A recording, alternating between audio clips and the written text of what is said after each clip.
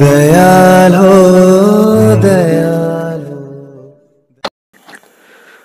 गतिर्भूत्वा प्रभुपेष्ट ईश्वरः पुरुषोत्तमः अब्रह्मस्तम्भभृदाता सद्गुरुस्तं नमस्तुते सद्गुरुस्तं नमस्तुते सद्गुरुस्तं नमस्तुते। परम प्रेममय श्री श्री ठाकुर परमाराध्या जगत जननी श्री श्री बड़मा परम पूज्यपाद श्री श्री बड़दा आचार्य देव परम पूज्यपाद श्री श्री दादा चरण कोटि कोटि प्रणाम एवं मोर वीडियो देखुवा समस्त गुरु भाई माँ मान जय गुरु। आज एक आलोचना प्रसंग होउछि बहुत गुरुत्वपूर्ण प्रसंगटी जहाँकि मनुष्यर निहाती दरकार जदि आम आध्यात्म को उपभोग करने चाहूँ। तो आसतु आज इष्ट प्रसंग सदाचार। जने एक भाई ब्रज भाई बोली भाई जने तांकर बहुत रिक्वेस्ट थिला कि सदाचार विषय वीडियोटी तैयारी हो बोली तांको जदि वीडियो देखुछंती तेणु मु तांको एथिपाई कहे जेते कि टे पर्सनल प्रॉब्लम हो देह भी खराब थिला जहाँ भी हो डेरी रे पहुँची तेणु ब्रज भाई आपन को जय गुरु जन। आलोचना प्रसंगटी सदाचार जदि आम देखिबा आजिका डेट रे सदाचार मेंटेन एया बुझंती कि फिजिकली मेंटेन जने हाइजीनिक भल भाव थिबो कि आयरन दे पैंट सार्ट पिंधिबा दामी दामी एक्सपेंसिव हाइजीनिक प्रोडक्ट यूज करिबा ब्रांडेड कपड़ा पिंधिबा हेयर ठू आरंभ करी सब किछि क्लीन दिबो तो देखला माने हमें खुशी लगी जाती है बहुत हाइजीनिक मेंटेन करूची पिलाटी बहुत साफ सुथरा अच्छी बहुत हाइजीनिक देखा जाए तो सेठी सेटा केवल आज्ञा हाइजीनिक नुह सेटा ही सदाचार नुह श्री श्री ठाकुर दृष्टि सदाचार आसतु से विषय जानिबा। श्री श्री ठाकुर सदाचार नहीं कौन कहते सदाचार कौन आ केते प्रकार केवल शारीरिक सदाचार हेले जे ताको सदाचार कहा जिवो ताहा नुह। श्री श्री ठाकुर कौन कहते आज आम जाना। श्री श्री ठाकुर सदाचार नहीं एक बाणी रे कहउचंती सदाचार रत नुहे पदे पदे तार भय। पुणी एक बाणी रे कहउचंती सदाचार काहाकू कहंती ता कोन तू बुझू जेउ आचारे बंचा बढ़े सदाचार ताहा जानिबू। तेणु भगवान सृष्टि रे जीवन थिबा केउ प्राणी न चाहे शरीर मन प्राण रे सुस्थ रही बंचिबाकू समस्ते चाहती निरोग सुस्थ जीवन मनुष्य व्यतीत इतर प्राणी मध्य चाहती नहीं रोग भोगिबाकू किंतु भोगी थांती कारण से माने यार कारण और निराकरण विषय जानी न थांती। सुस्थ जीवनटी पाइबा पई गोटिए मात्र पथ मनुष्य पई ता हेउछि सदाचार पालन अर्थात सत उत्तम आचरण शुद्ध रीति बा चालीचरण जो चला बुला खाइबा पीवा स्वास्थ्य जीवन और चरित्र को जीवंत करी तोले ताहा सदाचार। आ सदाचार माने किंतु सूचीबाईग्रस्त नुह बरं सावधान रही आत्मरक्षा करी चलीबा बंचिबा बढ़िबा पथरे। सूचीबाईग्रस्त रोग सूचीबाईग्रस्त एया गोटे सेटा गोटे डिजीज थाए गोटे रोग थाए माने काहाकू छुईबानी अत्यधिक मात्रा परिष्कार परिच्छन्न रहिबा सब जिनस को बारंबार हाथ धोइबा एते मात्रा हाथ धोइबा जेटा कि गोटे नॉर्मल ठाओ अबनॉर्मल हो जाए अत्यधिक मात्रा हाथ धोइबा अत्यधिक मात्रा रे परिष्कार हवा तेणु सेटा सूचीबाईग्रस्त हो जाए सेटा रोगर लक्षण जहाँ द्वारा कि से माने आमर परिवार भितरे बा पारिपार्श्विक भितर चलिबा तांको पई बहुत कष्ट साध्य हो जाए सेटा रोग। ठाकुर कहते सूचीबाईग्रस्त नुहे बरं बंचिबा बढ़िबा पथरे किपरि आमे बंचिबू बंची पारिबा बढ़ी पारिबू सेही आचरण द्वारा सेटा है सदाचार। तापरे सदाचार ठाकुर तीन प्रकार विभक्त करिसंती सेगुड़िक कौन कौन जानिबा सेगुड़िक हैला शारीरिक सदाचार मानसिक सदाचार आध्यात्मिक सदाचार। जदि आम प्रश्न उठे मनरे शारीरिक मानसिक आध्यात्मिक सदाचार कौन, श्री श्री ठाकुर आलोचना प्रसंग 145 पेज रे कहते जहा द्वारा शरीर मन शुचि शुद्ध स्वस्थ और सुस्थ रहे ता करिबा ही शारीरिक और मानसिक सदाचार। और एकमुखी आदर्शनिक गतिशीलता ही आध्यात्मिक सदाचार। यह तो जानिले श्री श्री ठाकुरंकर दृष्टि रे व्याख्या कि शारीरिक मानसिक आध्यात्मिक सदाचार कौन। तापर आसंतु जानिबा शारीरिक सदाचार पई की नियम आम मानकु साधारणतः मानि चलिबा दरकार। तो यही संबंध रे श्री श्री ठाकुर आलोचना प्रसंग 4th खंड ता 8/9/1942 रे कहउछंती जेपरी परिश्रा करी पानी नेबा, नाक मुखरे आंगुली मारिले हाथ धोई पकाइबा, परर व्यवहृत जिनिष यथा लुगा पटा गामुछा बिछଣା इत्यादि व्यवहार न करिबा, पायखाना जाई खूब भल भाबे शौचादि करिबा, व्यवहार जिनिष गुड़ी को परिष्कार परिच्छन्न रखिबा, रोग वैराग हेले रोग संक्रमण जेपरी न होई पारे एपरी भावे चलिबा, अन्यर अइठा न खाइबा, गोटिए पत्र रे अनेक एक संगे न खाइबा, कौनसी फल आदि खाइबाकू हेले धोई धाई खाइबा, बासन पत्र भल माटी रे भल भावे माजिबा, ऋतुमती झियो माने सुधाचार रे चलिबा, विशेष छुआ छुई न करिबा, रेस्टोरेंट रे चा इत्यादि न खाइबा, दुकान रे खाद्य यथा संभव बाद दे चलिबा। कहीं ठाकुर ये कहते दुकान रे यथा संभव बाद दे चलिबा ना। देखुंत आम बहुत जगह जेटा स्ट्रीट फूड हुए कि बहुत अपरिष्कार अपरिच्छन्न भाव रखा जाए, आउ बहुत पात्र रे अभाव थाए, कोड़ा हो न थाए, से सब जिनिष न खाइबा ठाकुर मना करुछंती दुकान रे न खाइबा पई। तो दुकान रे आमे जेडाक बिस्कुट हो एजा सब पैकिंग जिनिष ताको आमे खाइ परिबा, किंतु जे सब जो खाद्य सामग्री तेल भाजी को आरंभ करी आपन जेटा को फील करि पारुथो एटा कि अपरिष्कार कि आपन को सेटा खाइबा पई मनटा आपनकर इच्छा प्रकाश करू नथिबो कि ना एठी मोर खाइबार नाही। तो सेही जगह रे दुकान रे ठाकुर मना करिसंती खाइबा पई। चा रेस्टोरेंट चाहा इत्यादि न खाइबा पई एया पई कहा जाय छी कि आमे जानि छंती जे ग्लास रे चा दिया जाय, बहुत जगह रे दुकान मानकर चा दिया जाय, से चा ग्लास पात्र को संगे संगे धोई दे जाय अन्य को दे दिया जाय। तो से जे चा पात्र रे अन्य को दिया जाए, जदि से टीबी पेशेंट हेइथिबो ता द्वारा से पीथिबा ग्लास रे अन्य जने पीले ताकू से टीबी रोग रहबार संभावना थाए, बहुत चांस संभावना थाए। तो सेति पई ठाकुर कहउछन बाहरु आसी हाथ गोड़ धोई घरे प्रवेश करिबा, बासी लोगारे खाद्य द्रव्यादि स्पर्श न करिबा, रंधा घर को न पशिबा, बासी लोगारे खाद्य द्रव्यादि स्पर्श न करिबा ठाकुर काहे मना कले ना। आमे जानि छंती आमे सोइबा समय हमरो बहुत जीवाणु आम भितर सूक्ष्म अवस्था था जेटा कि खाली आखिरे देखा जाए ना।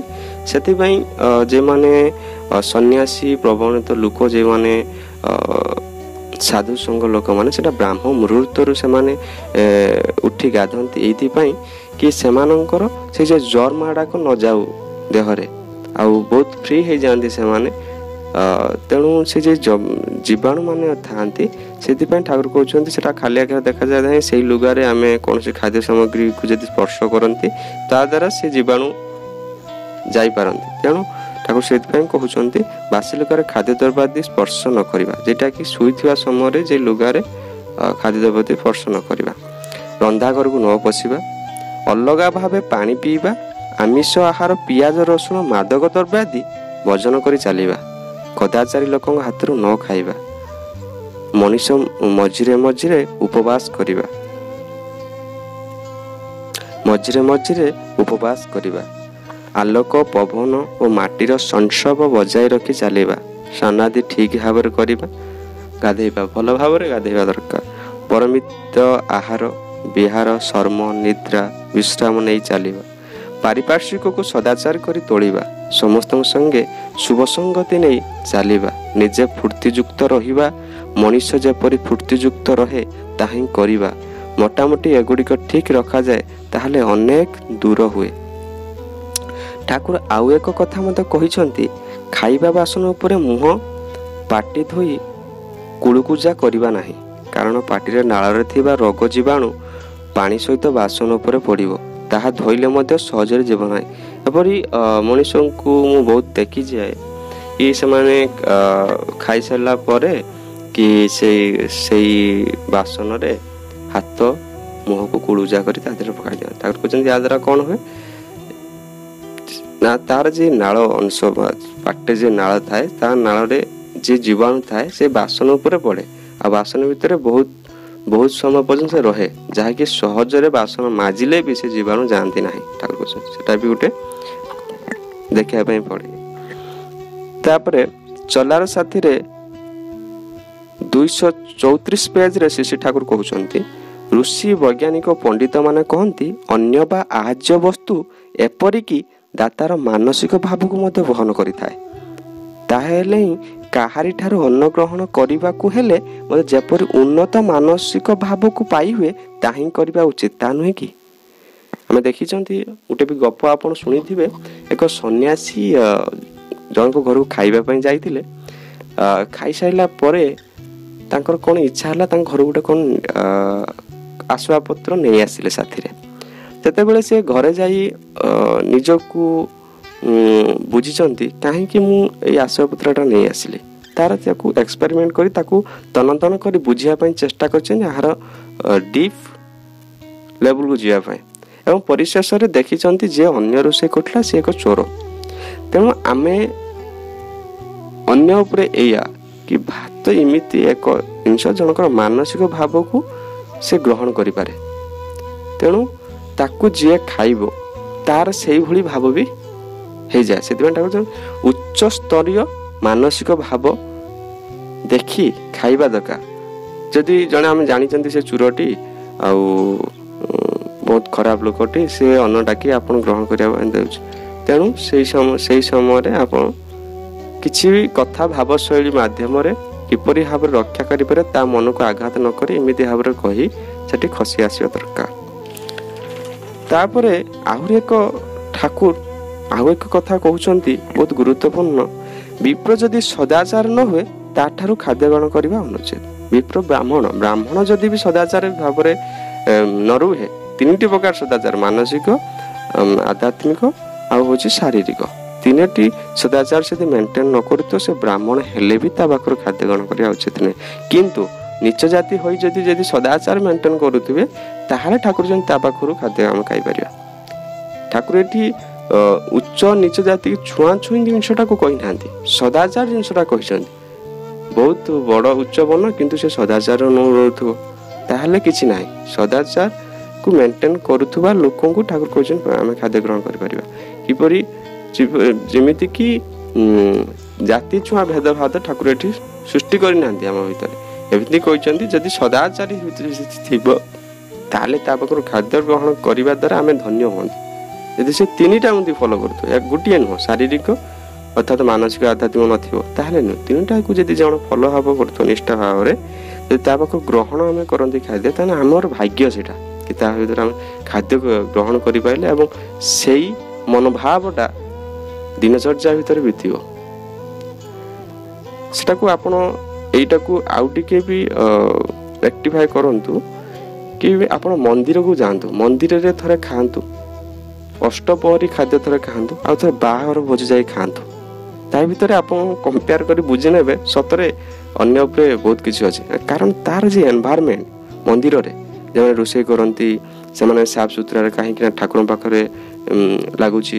ଏ ଯେ ପୁରୀକି ଆମେ ଯିବା, ପୁରୀରେ ଅନ୍ନ ଯେମିତି ଭାବରେ ରେଷ୍ଟ୍ରିକ୍ସନରେ ରୋଷେଇ ହେଉଛି ସେ ଅନ୍ନ ଥରେ ଖାଆନ୍ତୁ, ସେଟା ଖାଇକି ଆସିଲା ପରେ ଦିନଚର୍ଯ୍ୟା କେମିତି ବିତୁଛି ଯାଆନ୍ତୁ। ତା ପରଦିନ ଆପଣ ଏକ ବାହାଘର ଭୋଜି ଖାଆନ୍ତୁ, ତାର ମନୋଭାବଟା କ'ଣ ଦେଖନ୍ତୁ, କିମ୍ବା ଘରେ ଆସି ଖାଆନ୍ତୁ, କିନ୍ତୁ କିଛି ନା କିଛି ଫିଲ୍ ଆପଣ କରିପାରିବେ ଯାହାଦ୍ୱାରା କି ଜାଣିପାରିବେ ସେ ଠାକୁର କାହିଁକି କହିଛନ୍ତି, ଅନ୍ୟ ଉପରେ କାହିଁକି ଏତେ ରେଷ୍ଟ୍ରିକ୍ସନ୍ ଦେଇଛନ୍ତି। ପ୍ରକୃତର କଥା ବହୁତ ବଢ଼ିଆ ଜିନିଷ ଏଇଟା ଗୋଟେ। ତାପରେ ଗୋଟେ ଇଂରାଜୀରେ ଗୋଟେ କଥା ଅଛି, ୟୁ ଆର୍ ହ୍ୱାଟ୍ ୟୁ ଇଟ୍, ଆପଣ ତାହା ଯାହା ଆପଣ ଖାଆନ୍ତି। ଅର୍ଥାତ୍ ଆମ ଖାଦ୍ୟ ଆମର ସମସ୍ତ ସତ୍ତାକୁ ପ୍ରଭାବିତ କରିଥାଏ, ଶରୀର, ମନ ଓ ଆତ୍ମା। ତାପରେ ଆସନ୍ତୁ ଜାଣିବା ମାନସିକ ସଦାଚାର କିପରି ପାଳନ କରିବା। ଆମେ ତ ଜାଣିଗଲେ ଶାରୀରିକ ସଦାଚାର ଏହା ହିଁ ଥିଲା। ଆହୁରି ଏକ ଶାରୀରିକ ସଦାଚାର ଆଉ ଗୋଟେ କହି ରଖେ, ଠାକୁର ବି କହିଛନ୍ତି ଖାଇବା ସମୟରେ ଉଦା ପାଦରେ ଖାଇବା ଦରକାର, ଶୋଇବା ସମୟରେ ଶୁଖିଲା ପାଦରେ ଶୋଇବା ଦରକାର। ତାପରେ ଆସନ୍ତୁ ଜାଣିବା ମାନସିକ ସଦାଚାର କିପରି ପାଳନ କରିବା। ଶ୍ରୀ ଠାକୁର ଏକ ବାଣୀରେ କହୁଛନ୍ତି, ମନଟା ଦୁଷ୍ଟ ହେଲେ ହିଁ ଜାଣିବୁ ରୋଗର ଆସ୍ଥାନ ହୁଏ, ଏଇଟାକୁ ତୁମେ ଏଡ଼ାଇ ଚାଲିବ କରିବ ବ୍ୟାଧିର ଜୟ। ତ ମାନସିକ ସଦାଚାର ଅତ୍ୟନ୍ତ ଗୁରୁତ୍ୱପୂର୍ଣ୍ଣ। ଶ୍ରୀ ଠାକୁର ନାରୀର ନୀତି ପେଜ ନମ୍ବର 34ରେ କହିଛନ୍ତି, ସ୍ୱାସ୍ଥ୍ୟ ଯେପରି ମନକୁ ନିୟନ୍ତ୍ରିତ କରେ, ମନ ମଧ୍ୟ ସେହିପରି ସ୍ୱାସ୍ଥ୍ୟକୁ ବଶକୁ ଆଣିପାରେ। ତୁମର ମନ ଯେତେ ଶୁଦ୍ଧ ସବଳ ରହିବ, ତୁମର ସ୍ୱାସ୍ଥ୍ୟ ମଧ୍ୟ ଅନେକ ଅନୁସାରେ ତାହାର ଅନୁସରଣ କରିବ। ଅସତ୍ ଚିନ୍ତା, ଅନ୍ୟର ଅନିଷ୍ଟ ଚିନ୍ତା, ପରଶ୍ରୀ କାତରତା ଅର୍ଥାତ୍ ପରର କିଛି ଉନ୍ନତି ହେଲେ ଆମେ ସହି ନ ପାରିବା, ସେ ଜିନିଷଟା ନ କରିବା। ଈର୍ଷା ଭାବ, ଏସବୁ ଦ୍ୱାରା ମନ ଭାରାକ୍ରାନ୍ତ ହୋଇ ଦୂଷିତ ହୋଇଥାଏ ଏବଂ ମନରେ ବିରକ୍ତ ଭାବ ଆସେ, ଫଳରେ ମନ ଦୁର୍ବଳ ହୋଇଥାଏ। କିନ୍ତୁ ମନରେ ଅନ୍ୟ ପ୍ରତି ସତ୍ ଚିନ୍ତା, ସଦ୍ଭାବନା ରହିଲେ ମାନସିକ ସ୍ୱାସ୍ଥ୍ୟ ଭଲ ରୁହେ। ଠାକୁର ଏକ ବାଣୀରେ ବି କହିଛନ୍ତି, ଅନ୍ୟର ମଙ୍ଗଳ କାମନା କରିବା ହିଁ ନିଜ ମଙ୍ଗଳର ପ୍ରସ୍ତୁତି। ତେଣୁ ଅନ୍ୟର ମଙ୍ଗଳ କାମନା କରିବା ହିଁ ନିଜ ମଙ୍ଗଳ ପ୍ରସ୍ତୁତି। ଏବଂ ଆଉ ଗୋଟେ କଥା ବି ଠାକୁର କହିଛନ୍ତି, ସରଳ ହୁଅ କିନ୍ତୁ ବେକୁବ ହୁଅ ନାହିଁ। ଏ ଜିନିଷଟା କରିବା ପୂର୍ବରୁ ଏ ବାଣୀଟାକୁ ବି ଫଲୋ କରିବା ପାଇଁ ପଡ଼ିବ।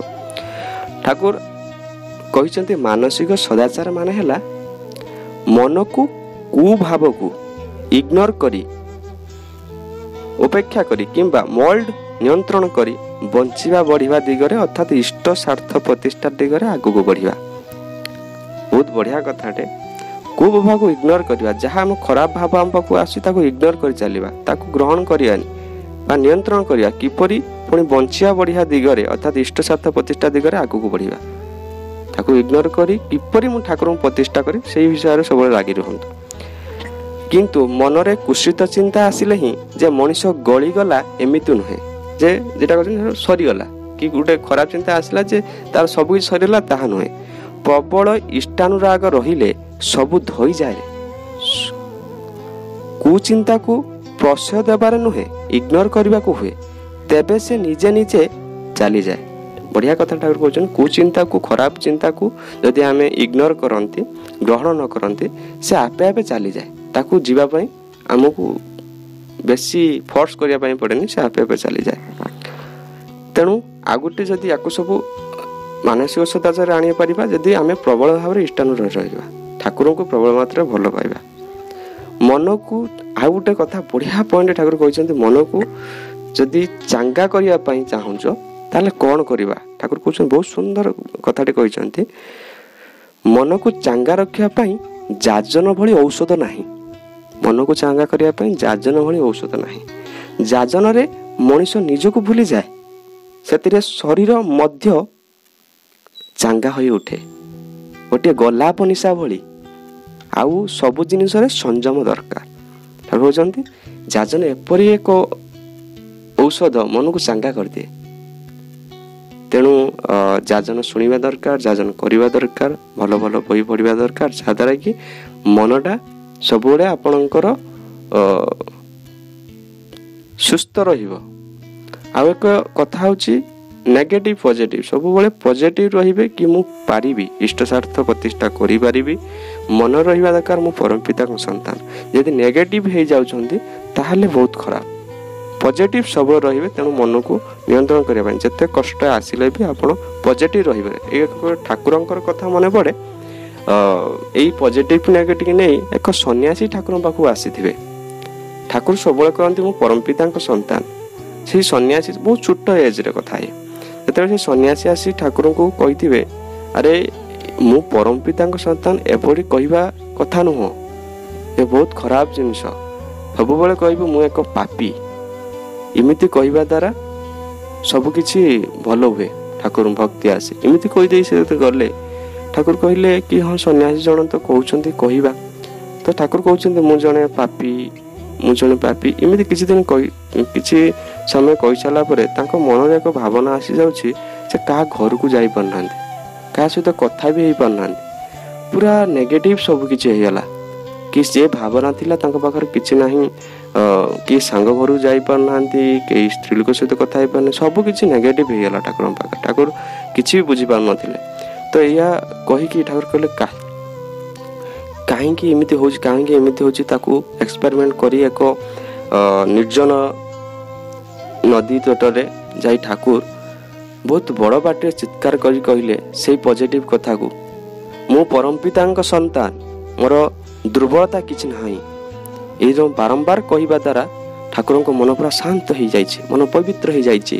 ଠାକୁର ସେଇଠୁ କହୁଛନ୍ତି, ବୁଝିପାରୁଛନ୍ତି କି ସେ ସନ୍ନ୍ୟାସ ଜଣେ ମୋତେ ମିଥ୍ୟା କଥା କହିଥିଲା ବୋଲି। ତେଣୁ ଆମେ ଏଇଠୁ ହିଁ ବୁଝିବା କି ଯଦି ଆମେ ପଜିଟିଭ କଥା ସବୁବେଳେ ଚିନ୍ତା କରନ୍ତି, ଆମ ସବକନସିୟସ୍ ମାଇଣ୍ଡ ଯାହା ଅଛି, ଯଦି ଥରେ କି ସେଇଟାକୁ ଶୁଣି ନେଲା, ଆମ ସେଇ ୱେରେ ଆମକୁ ନେଇଯିବ। ତେଣୁ ମୁଁ ପରମ ପିତାଙ୍କ ସନ୍ତାନ, ମୁଁ ସବୁକିଛି କରିପାରିବି, ଠାକୁର ମୋ ପାଖରେ ଅଛନ୍ତି। ଏଇ ଯେ ଭାବନା, ଦୁଃଖ ଆସିଲେ ଆସୁ, ଆପଣ ଏଇ ଭାବନା ରଖି ଚାଲିବେ, ଇଏ ମୋ ପରମ ପିତା ମୋ ପାଖରେ ଅଛନ୍ତି। ଆସୁ ଯେତେ ଝଡ଼ଝଞ୍ଜା ଯେତେ ବି ଆସୁ, ଡରିବା ପରା ନାହିଁ। ମଣିଷ ଆପଣ କିଛି କରିପାରିବେନି ଯେତେବେଳେ ପରମ ପିତା ତମ ପାଖରେ ଅଛନ୍ତି। ମଣିଷ କିଛି ବି କରିପାରିବ ନାହିଁ। ସେଇ ଭରସା, ସେଇ ହୃଦୟ ନେଇ ଚାଲନ୍ତୁ, କିଛି ବି ହବନି। ତାପରେ ଆସନ୍ତୁ ଜାଣିବା ଆଧ୍ୟାତ୍ମିକ ସଦାଚାର କ'ଣ, ଏକ ଭାଇଟାଲ ପଏଣ୍ଟ, ଯାହାକି ମଣିଷ ଏଇଥିପାଇଁ ସବୁକିଛି, ମଣିଷ ଜନ୍ମ ବି ଏଇଥିପାଇଁ, ସବୁକିଛି ଏଇଥିପାଇଁ। ତେଣୁ ଆଧ୍ୟାତ୍ମିକ ସଦାଚାର ଏକ ଏମିତି ଏକ ଜିନିଷ ଯାହାକି ମଣିଷର ଜନ୍ମିବା, ମଣିଷର ଜନ୍ମର ଉଦ୍ଦେଶ୍ୟ ହିଁ ଏଇଠୁ ଜଣାପଡ଼େ। ତ ମାନସିକ ଶାରୀରିକ ସଦାଚାର ତ ଆମେ ଜାଣିଲେ, ଆଧ୍ୟାତ୍ମିକ ସଦାଚାରକୁ ଭଲ ଭାବରେ ଜାଣନ୍ତୁ। ଠାକୁର କହୁଛନ୍ତି ଆଧ୍ୟାତ୍ମିକ ସଦାଚାର ଏଇଆ, ଏକ ଭକ୍ତି ପରାୟଣତା ଅର୍ଥାତ୍ ଅକାଟ୍ୟ ଇଷ୍ଟନିଷ୍ଠା ହିଁ ହେଲା ଆଧ୍ୟାତ୍ମିକ ସଦାଚାର। ଏହା ଯେମିତି କୌଣସି ପ୍ରକାର ତୁମକୁ ନ ଛାଡ଼େ, ତୁମକୁ ପ୍ରତ୍ୟେକ ପଦକ୍ଷେପରେ ଚଳନ ସହିତ ଏହା ଲାଗି ରହିବା ଦରକାର। ପ୍ରତ୍ୟେକ ଚଳନରେ ଆଧ୍ୟାତ୍ମିକ ଇଷ୍ଟ, ଏକନିଷ୍ଠ ବା ଏକ ଭକ୍ତି ପରାୟଣତା, ଅକାଟ୍ୟ ଇଷ୍ଟନିଷ୍ଠା ସବୁ ପ୍ରତ୍ୟେକ ପଦକ୍ଷେପରେ ଚଳନ ସହିତ ରହିବା ଦରକାର। ଏଇଟା ନହେଲା ଆମେ ବିପଦଗାମୀ ହେଇଯିବା। ପ୍ରତ୍ୟେକ କଥାରେ ଇଷ୍ଟଙ୍କର ଠାକୁର ଏଇ ସମୟରେ କ'ଣ କରୁଥିଲେ, ଠାକୁର ଏଇ ବିପଦ ସମୟରେ କିପରି ଭାବରେ ବାହାରିଥିଲେ, ଠାକୁର ଏଠି ଥିଲେ ଠାକୁର କ'ଣ କରିଥାନ୍ତେ, ଏଇସବୁ ଜିନିଷକୁ ଯଦି ଆମେ ପ୍ରତ୍ୟେକ ଭାବରେ ଦେଖିବା ତାହେଲେ ବହୁତ ସମସ୍ୟାରେ ଆମେ ବାହାରି ପଡ଼ିଯିବା। ଠାକୁର ଏଇଠି ଥିଲେ କିପରି ଭାବରେ କହିଥାନ୍ତେ, ଯଦି ବାଇଚାନ୍ସ ଭୁଲ ହେଇଯାଉଛି, ଆରେ ଠାକୁର ଏଇଟା ତ କହିନଥିଲେ, ମୋର ତ ହେଇଯାଇଛି, ତେଣୁ ସେ ଲୋକକୁ ଏମିତି କହିବାର ନଥିଲା, ତେଣୁ ମୋ ହିସାବରେ ତାକୁ କ୍ଷମା ମାଗିବା ଦରକାର, ଯାହାକି ମୋ ଇଷ୍ଟ ଖୁସି ହେବେ। ତ ଏସବୁ ରହିବା ଦରକାର। ତା ପୁଣି ଆଧ୍ୟାତ୍ମିକ ସଦାଚାର କହୁଛନ୍ତି ଉପରେ ହିଁ ମାନସିକ ଓ ଶାରୀରିକ ସଦାଚାର ମୂଳ ତିଆରି କରିବାକୁ ପଡ଼େ। ଆଉ ପୁଣି ଶାରୀରିକ ସଦାଚାର ନ ରହିଲେ ମାନସିକ ଆଧ୍ୟାତ୍ମିକ ସଦାଚାର ପକ୍କା ହୁଏ ନାହିଁ। ତେଣୁ ଶାରୀରିକ ମାନସିକ ସଦାଚାର ଆଗେ ଠିକ ହେଲେ ଯାଇ ଆଧ୍ୟାତ୍ମିକ ସଦାଚାର ଆମେ ଭଲ ଭାବରେ କରିପାରିବା। ଠାକୁର ପ୍ରଶ୍ନ କରାଯାଇଛି, ଶାରୀରିକ, ମାନସିକ, ଆଧ୍ୟାତ୍ମିକ ଏଇ ତିନି ମଧ୍ୟରେ କେଉଁଟି ମୁଖ୍ୟ? ଶ୍ରୀ ଠାକୁର କହୁଛନ୍ତି ଏ ତିନୋଟି ମିଶ୍ରଣରେ ହିଁ ଏକ ହୁଏ, ମାନେ ଏ ତିନିଟାକୁ ମିଶେଇଲେ ସେ ତ ଗୋଟିଏ। କିଏ କାହାଠୁ ମୁଖ୍ୟ? ସବୁ ତ ଏକା। ଏ ତିନିଟାକୁ ମିଶେଇଲେ ହିଁ ଗୋଟିଏ ହିଁ ହବ। ତେଣୁ ଆମେ ଏଠୁ ବୁଝିଲେ କି ଯଦି ଶାରୀରିକ ମାନସିକ ସଦାଚାର ଠିକ ନ ହୁଏ, ଆଧ୍ୟାତ୍ମିକ ସଦାଚାର ଠିକ ହବନି। ତେଣୁ ଯଦି ଏକନିଷ୍ଠ ଭକ୍ତ ହେଇ ଠାକୁରଙ୍କର ତାଙ୍କ କଥା, ଯଦି ଏକନିଷ୍ଠ ଜଣେ ଭକ୍ତି ହେଲା, ତାର ସବୁ କଥା ଠାକୁରଙ୍କ ମାନିବା ପାଇଁ ସେ ଇଚ୍ଛା ପ୍ରକାଶ କରିବ। ଠାକୁର କ'ଣ କହିଛନ୍ତି ସାଙ୍ଗେ ସାଙ୍ଗେ ଜାଣିଲା, ସାଙ୍ଗେ ସାଙ୍ଗେ ମାନିବା ପାଇଁ ଇଚ୍ଛା କରିବ। ଏଟା ହେଉଛି ଏକନିଷ୍ଠ ଭକ୍ତି ପରାୟଣତାରେ ଲକ୍ଷଣ। ତାପରେ ଶ୍ରୀ ଠାକୁର ବାଣୀରେ ବହୁତ ବଢ଼ିଆ ବାଣୀଟେ କହିଛନ୍ତି, ବାଧାର କଥା ନ ଶୁଣି ତୁଇ ଇଷ୍ଟ ପଥରେ ଚାଲ, ସତ ଅଭାବ ହେବ ମୋଚନ, ବୁକୁରେ ବଢ଼ିବ ବଳ। ତେଣୁ ବହୁତ ବଢ଼ିଆ କଥାଟେ ଏ ବାଣୀଟି ମଧ୍ୟରେ ରହିଛି, ବାଧାର କଥା ନ ଶୁଣି ତୁହି ଇଷ୍ଟ ପଥରେ ଚାଲ, ସତ ଅଭାବ ହେବ ମୋଚନ, ବୁକୁରେ ବଢ଼ିବ ବଳ। ତେଣୁ ଆଧ୍ୟାତ୍ମିକ ସଦାଚାର ଏହା ଇଷ୍ଟଙ୍କୁ ଖୁସି କରିବା, ଇଷ୍ଟ ଏକନିଷ୍ଠ ଭକ୍ତ ପରାୟଣତା ହୋଇ ରହିବା, ଅକାଟ୍ୟ ଇଷ୍ଟନିଷ୍ଠା। ତେଣୁ ଯଦି ଅକାଟ୍ୟ ଇଷ୍ଟନିଷ୍ଠା ଆମର ରହିଛି, ତାକୁ ଠାକୁର ଯାହା କହିଛନ୍ତି ତାକୁ କଣ୍ଟାଏ କଣ୍ଟାଏ ପାଳନ କରିବା ହିଁ ଆଧ୍ୟାତ୍ମିକ ସଦାଚାର। ତେଣୁ ଠାକୁର ଯାହା ବି କହିଛନ୍ତି ବ୍ରାହ୍ମ ମୁହୂର୍ତ୍ତରୁ ଇଷ୍ଟବୁଦ୍ଧି କରିବା, ତାପରେ ରହିବ ଆପଣଙ୍କର ନାନ୍ଧ୍ୟାନ 2 ଟାଇମ୍ କରିବା, ସବାସନ କରିବା, ଯାଜନ କରିବା, ଯଜନ କରିବା। ଯଜନ ଏମିତି ନାମଧ୍ୟାନ, ଇଷ୍ଟବୁଦ୍ଧି, ଠାକୁରଙ୍କ ବହି ପଢ଼ିବା ଆଉ ଯାଜନ କରିବା। ତାପରେ ରହିଲା ଆପଣଙ୍କର ଠାକୁର ଚାହିଁଛନ୍ତି କି ପ୍ରତ୍ୟେକ ମଣିଷକୁ ଠାକୁରଙ୍କ ପାଖକୁ ଆଣିବା, ଦୀକ୍ଷା କରେଇବା। ଯେଉଁମାନେ ଦୀକ୍ଷା ଛାଡ଼ିଛନ୍ତି ତାକୁ ପୁନର୍ବାର କିପରି ସେ ଦୀକ୍ଷା ନିଏ ତା ପ୍ରତି ଚିନ୍ତା କରିବା। ଏଇସବୁ ଜିନିଷ ହେଉଛି ଆଧ୍ୟାତ୍ମିକ ସଦାଚାର। ଏକନିଷ୍ଠ ଠାକୁରଙ୍କର ଆଉ ଠାକୁରଙ୍କର ହେଇଯିବା, ଠାକୁରଙ୍କ ପାଇଁ ସବୁକିଛି କରିବା ପାଇଁ ତୟାର ହେବା, ଏସବୁ ହେଉଛି ଆଧ୍ୟାତ୍ମିକ ସଦାଚାର। ଯେତେ ଝଡ଼ଝଞ୍ଜା ଯେତେ ଆସୁ ନାହିଁ କାହିଁକି ଠାକୁର ଯେମିତି ମଥାରେ ବହନାଇକି ଚାଲନ୍ତୁ। ମୁଁ କହୁନାହିଁ ଆପଣଙ୍କୁ ସବୁକିଛି ଛାଡ଼ିଦେବା ପାଇଁ, ଠାକୁର ଚାହିଁନାହାନ୍ତି ଆଉ ଜଙ୍ଗଲୀ ସନ୍ନ୍ୟାସୀ ଦରକାର ବୋଲି। ଠାକୁର ଚାହିଁନ୍ତି ସଂସାରୀ ସନ୍ନ୍ୟାସୀ ଦରକାର। ସଂସାର ଭିତରେ ରହିକିନା ସବୁକିଛି ହେଇପାରିବ ଯଦି ଏକନିଷ୍ଠ ମଥାରେ ଯଦି ବହନ କରି ଠାକୁର ଚାଲନ୍ତି ପ୍ରତ୍ୟେକ କଥାରେ କି ମୁଁ ଠାକୁର କିପରି ଭାବରେ ଖୁସି କରିବି, ଏଇଟା ଯଦି ଆସିଯାଏ ତାହେଲେ ଆଧ୍ୟାତ୍ମିକ ସଦାଚାର ହେଲା ବୋଲି ମୁଁ ଭାବେ। ତ ଏମିତି ଭାବରେ ଆପଣ କରିଚାଲନ୍ତୁ, 3ଟାକୁ ଫୋକସ୍ କରନ୍ତୁ, ଆଧ୍ୟାତ୍ମିକ, ଶାରୀରିକ, ମାନସିକ।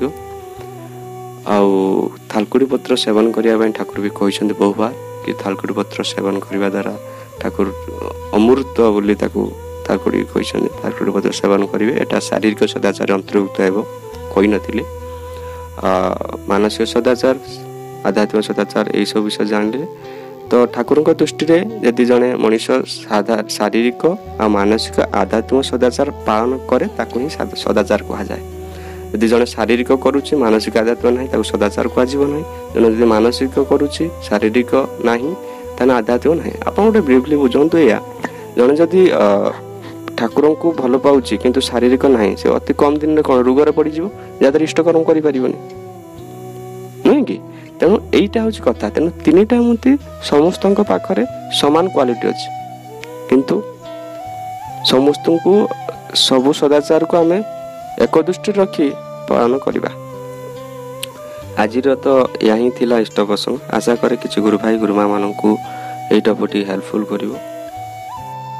ଆଉ ପରିଶେଷରେ କହି ରଖେ କି ଦୀକ୍ଷା ପ୍ରତି, ଠାକୁରଙ୍କୁ ଖୁସି କରିବା ପ୍ରତି ଆପଣ ସଦାସର୍ବଦା ରୁହନ୍ତୁ।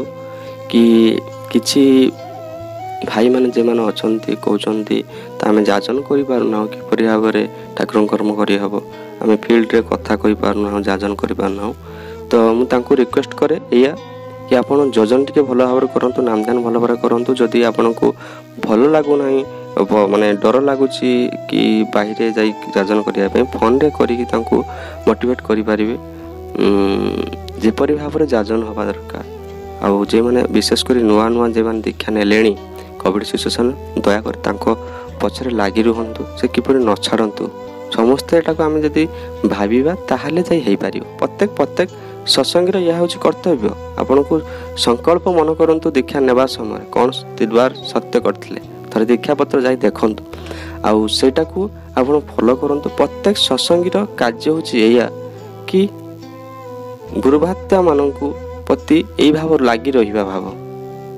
ତେଣୁ ଲାଗି ରୁହନ୍ତୁ, ଭଲ ରୁହନ୍ତୁ, ସୁସ୍ଥ ରୁହନ୍ତୁ। ଠାକୁରଙ୍କ ଇଚ୍ଛା ଆପଣଙ୍କ ଭିତରେ ପୂର୍ଣ୍ଣ ହଉ। ଭଲ ରୁହନ୍ତୁ,